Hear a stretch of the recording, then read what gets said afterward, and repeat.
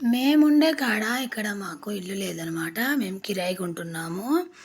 అయితే last year నేను పిల్లల స్కూల్ దగ్గర ఉంటుందని నేను కర్ణగిరి సైడు అంటే ఖమ్మం మీకు తెలిసే ఉంటుంది. స్కూల్‌కి దగ్గరే ఉంటదని గదా అనేసి అక్కడ ఉన్నా అనమాట.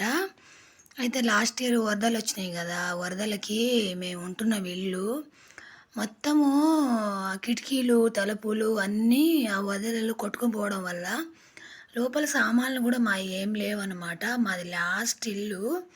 అన్నీ కొట్టుకుపోయినాయి. ఇక ఏం చేయాలో ఏం అర్థం కాలే. అక్కడి నుంచి ఇంకో చోటొచ్చినామనమాట. ఇక అట్లా అట్లా ఎన్ని చోట్లని తిరుగుతాము, ఎన్ని చోట్లని మారుస్తాము. కిరాయి రూమ్‌లో ఎంతగానో ఉంటామని మాకొక 100 గజాలు ప్లేస్ ఉంటే హోమ్ లోన్ తీసుకున్నాము.